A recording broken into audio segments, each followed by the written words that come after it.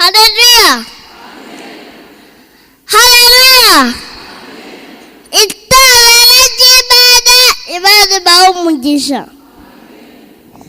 Nitwamizero shishe tugiye kwigana amagambo avuga ngo umukiranutsi Yobu. Yobu yari umukene cyane wubahaga Imana, yatambaga ibitambo agasengera abana be buri gihe. Satani umugome amuteza ibyago byinshi bigurumana nk'umuriro, agwara ibisebe ahantu hose. Abonye agiye gupfa aravuga ngo niyo napfa naba nizeye Imana.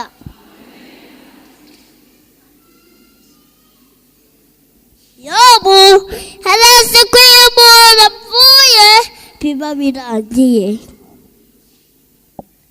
kuko Bibiliya iravuga ngo iyo umuntu apfuye abahungu be bagira ikuzo ntabimenye, bacishwa bugufi ntamenye agakuru kabo. Salomo yaravuze ngo abazima bazi ko bazapfa, ariko abapfuye ntacyo bazi. Igihe Yobu yari ababaye cyane, ahantu hose hari kumurya yari afite ibyiringiro. Ibyo byiringiro ni ibyiringiro by'umuzuko. Maranatha, umwami Yesu naze. Murakoze. Umwami Yesu azaza maze abapfuye bazuke. Yobu yaravuze ngo ariko aje ubwaje nzi ko umucunguzi wanjye ariho, kandi ko amaherezo azahagarara ku isi.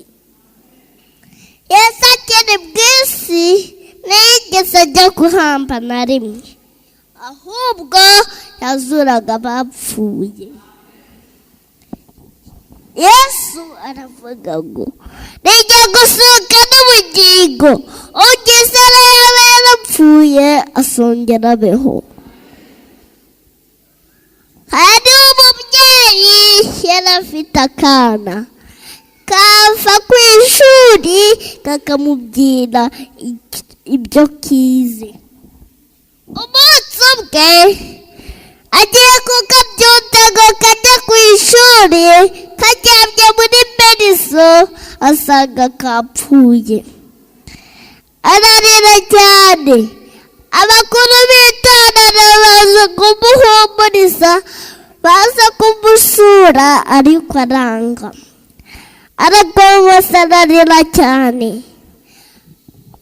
baramubwira ati humura tuzahura mu gitondo cy'umuzuko. Ubwami Yesu azaza maze abapfuye bazuke. Abakoze ibibi amahane, abakoze ibyiza twese atujane mu ijuru, twambara amababa tujya ku giti cy'ubugingo. Mbese wifuza kuzajyana na Yesu mu ijuru? Haguruka ushyire ikiganza hejuru dusenge. Data twese uri mu ijuru, Mana y'urukundo n'icyubahiro, udufashe turangije kwiga ijambo ry'Imana. Yesu neza azatugera mu ijuru, asure n'abapfuye mu izina rya Yesu, amen.